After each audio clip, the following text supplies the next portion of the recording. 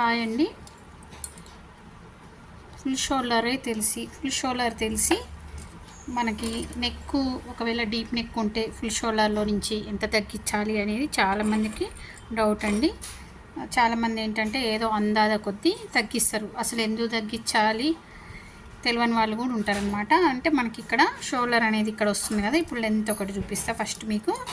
ఇప్పుడు length 14.5 length ఉందనుకోండి. లెంత్కు దీనికి ఏం సంబంధం లేదు షోల్డర్కి.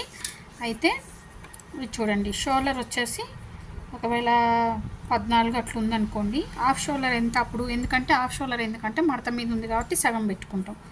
ఇప్పుడు 7 అనుకోండి. 7 అనుకుంటే మనము ఇప్పుడు ఈ ఫుల్ షోల్డర్లో నుంచి మనము నెక్ డీప్ని బట్టి షోల్డర్ తగ్గించాలి.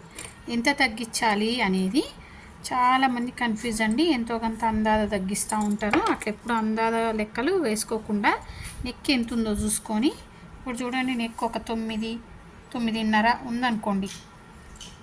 9.5 ఉందనుకోండి. అప్పుడు మనము ఈ ఫుల్ షోల్డర్ నుంచి ఎంత తగ్గించాలంటే ఒక ఇంచు నెక్కి 1/2 ఇంచు తగ్గించాలి. 2 ఇంచులు అనుకో 2 పావులు తగ్గించాలి.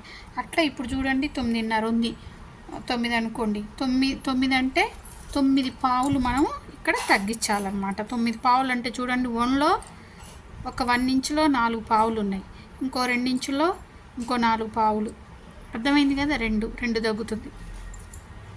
ఇంకా హాఫ్ ఉంది కాబట్టి హాఫ్కు ఒక లైను, 2 మీద ఒక లైను తగ్గిద్దాం.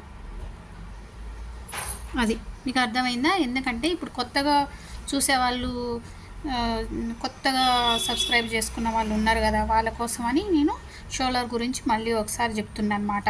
ఇప్పుడు నెక్ డీప్ను బట్టి మనం ఇక్కడ షోల్డర్ అనేది తగ్గిస్తాం. ఎందుకు తగ్గిస్తామంటే ఇక్కడ నెక్ కట్ అయినప్పుడు క్లాత్ అనేది ఇట్లా వస్తుంది కాబట్టి.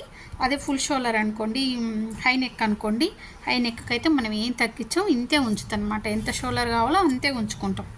ఓకేనా, అర్థమైందా? ఒకవేళ డీప్ నెక్ అయితే ఎంత నెక్ ఉందో దాన్ని బట్టి ఇక్కడ పావులు తగ్గించుకోవాలి. ఓకేనా?